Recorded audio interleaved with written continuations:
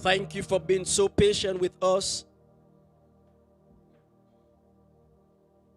Thank you for connecting today. Wherever you are connecting from, we truly appreciate you.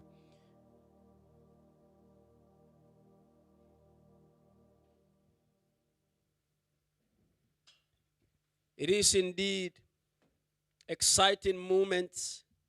I don't know what you feel, but I feel that God is at work.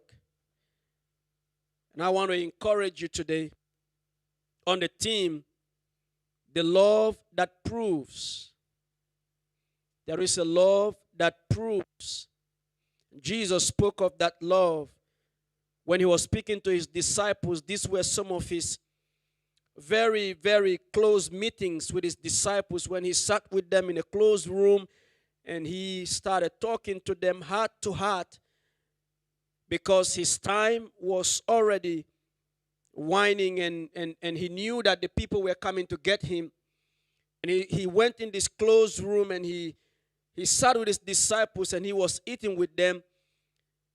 And he opened his heart to them and he said to them in the book of John chapter 13 from 33 to 35, he said to them, "Dear children,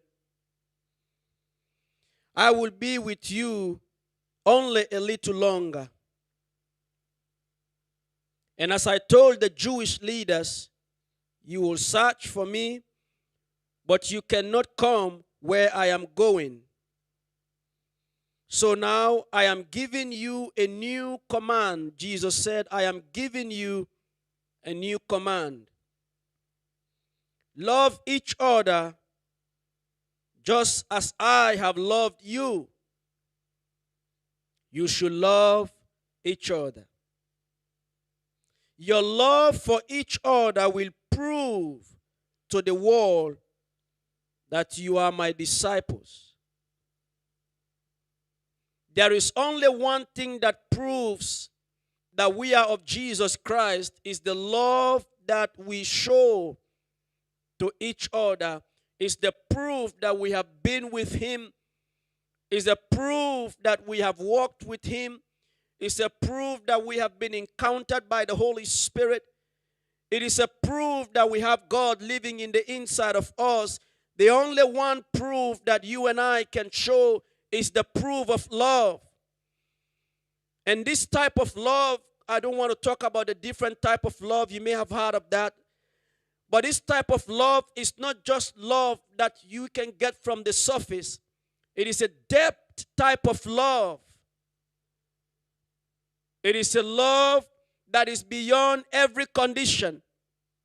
It is a love that you cannot just learn by reading. It is a love that comes from the heart. And it is a love that comes from the heart that God has worked on. It is the love that proves to the world that we are children of God. And this type of love was revealed to us by St. Paul in 1 Corinthians chapter 13. This type of love, Paul understood what it was.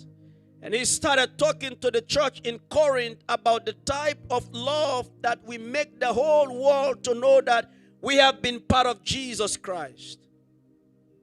He said this type of love is a love that is very patient. He said the type of love is the love that is kind. It demonstrates itself in kindness. It is a love that never envies. It does not have any envy within it. It is the love who never boasts of title or name or position or what you have and what someone does not have. It's the love that is not proud at all. Love that is very humble. It's a love that is not rude out of what it have and what other people don't have. It is a love that is not self-seeking, where everything that you are in life is all centered around you, is all about you. It is only yours that shine. That's not the type of love. This love is love that's not self-seeking. It is the love that never gets angry so quick. It is the love that never keeps record of wrong. It is the love that never rejoices in evil. It never rejoices in evil. It is the love that rejoices in the truth and wants to bring forth the truth and wants to demonstrate the truth and wants to manifest the truth. The love that understands all things beyond what they present themselves to be. The love who sees the brokenness in this man, the brokenness in this woman, and never counts it on them because of their actions, but they see through their pain. It is the love that brings hope into everything. Where there is hopelessness, when this love appears, it brings hope in hopelessness. It is the love that endures all things and believes in all things. It is the love that never wants to show that it knows too much, but understand everyone from their own point. It is the love that sees beyond the physical beauty and goes deep down and see the God inside every person that it comes by. A story was told of a woman and the husband. They were so much in love with each other, so much in love. They went through a lot before their marriage. This woman was rejected and deserted by her own people because they didn't want her to get married to a Christian. They were all atheists. They were all unbelievers, and her making the decision of getting married to a Christian was not acceptable at all. And they said, you cannot be part of this family anymore. So this woman was left all alone. She was in love, and this man was in love. And they decided to get married. Decided to go through life together with all the rejection. As years went by, this woman got sick. She was afflicted with skin disease, and her face was badly affected. And she decided to herself that I don't want to cause pain to this man that I love so much. Seeing me in this condition will break his heart. I'm getting ugly every day. And she decided to take her own life. And she drank poison. But before that, she wrote a note and she said, you are the only person I want to please in my life. You are all that I have. You are my love. But fortunately for her, the man who came in the room before the poison overtook her life.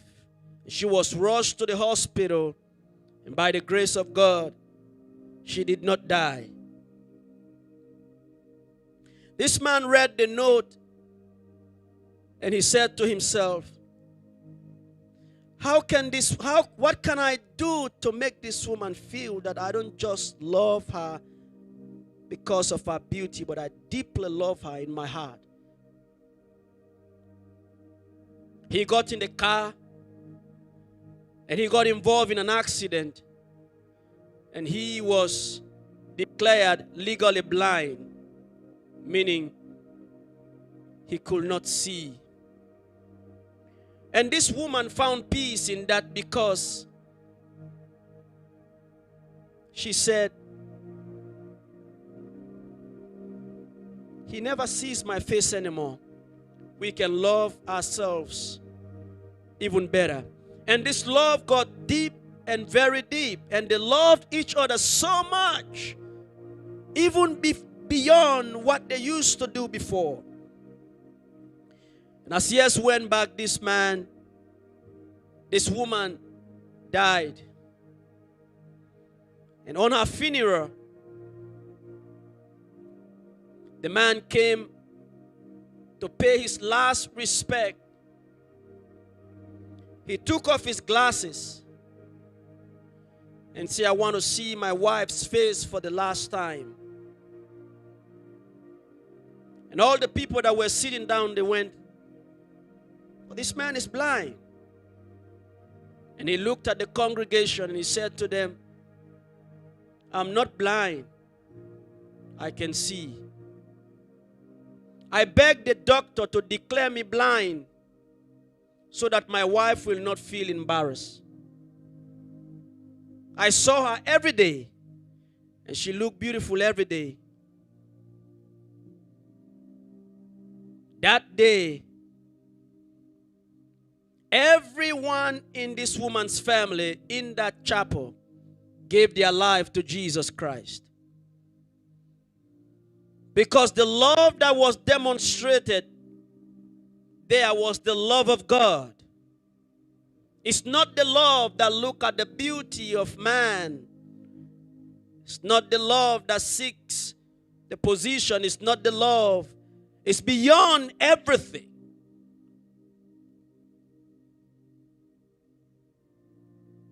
Through the demonstration of this man's love, an entire unbelieving family came to Jesus Christ on the spot. What I'm sharing with you today, I'm not saying don't pray. I'm not saying don't fast. I'm not saying don't do other things. But I want to assure you that none of these things will bring people to Jesus Christ. For you have prayed enough. You have fasted enough. And you see that people are not coming to Jesus Christ as a result of that. It is good for us to pray because that strengthens our relationship with God, just as communication we do. It is good for us to fast. Of course, it helps us, not God, but us. It is good for us to get ourselves involved in many activities which most of the time we are shadowed behind. Prayers cannot bring people to Jesus. Fasting cannot bring people to Jesus. All the activities cannot bring people to Jesus. The only thing that brings people to Jesus is God. The only one that brings people to Jesus is God. It's God who brings people to the saving knowledge of Jesus. And who is God? 1 John chapter 4 verses 8 says this word. But anyone who does not love does not know God, for God is love. It's only love that can bring people. Not your prayers, not your fasting. Only God. And who God is. God is love.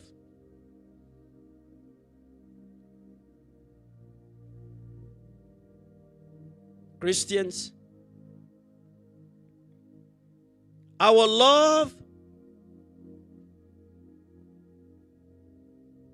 plays a great role into how much we know God. Our love speaks how much Jesus has a hold of our hearts. Our love is what people need in times like this.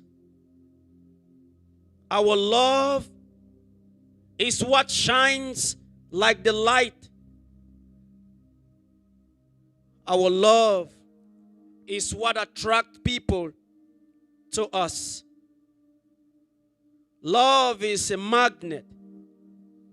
It is very attractive.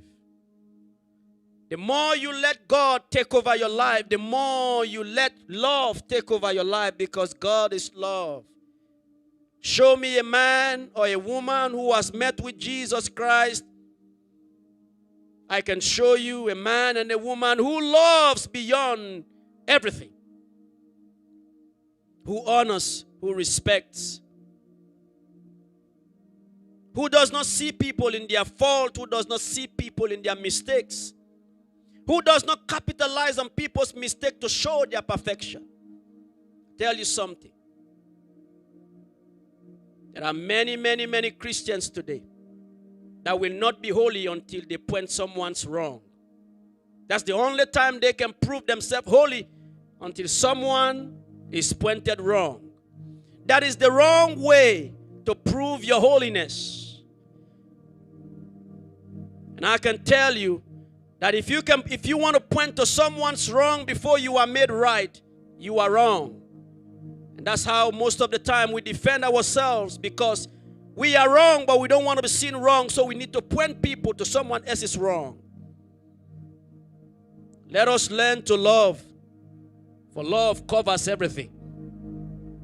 That we will love ourselves, that we will love those that we meet and those that we meet us. I tell you something, if you can demonstrate your love beyond every doubt, you will see yourself bringing people in their tents to the saving knowledge of Jesus Christ. I want to leave you with these words.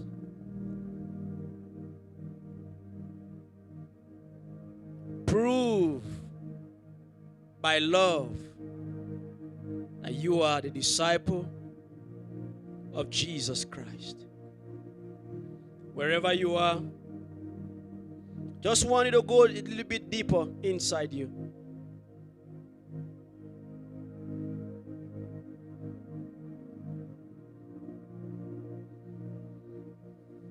Ask yourself,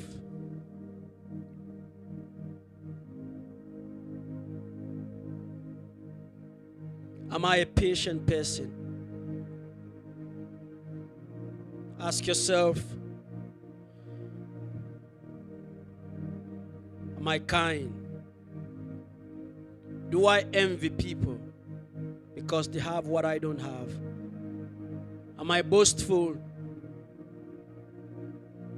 Am I proud? Do I want to make people wrong before I can be right? Am I rude? Do I seek my interest in everything? The level of my anger? Do I keep record or account of the wrong?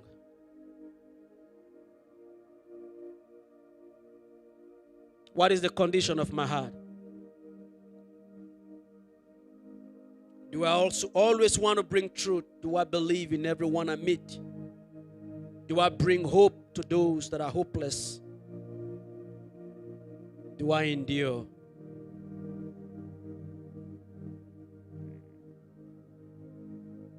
Don't hide behind the activities. Question yourself. Question yourself. Do you have God? For God is love.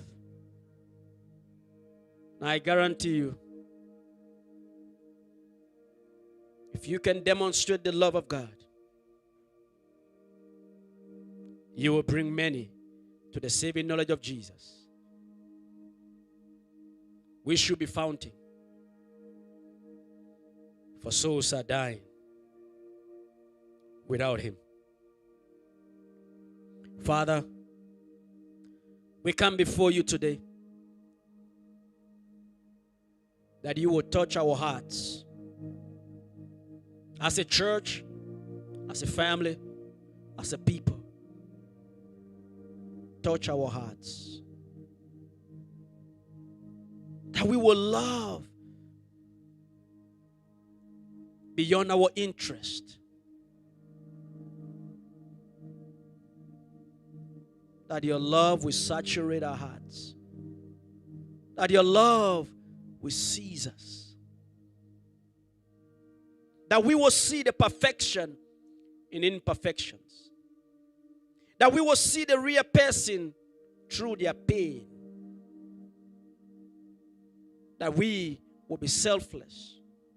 That others will gain. Help us, Holy Spirit. Thank you, Lord. In Jesus' name, amen.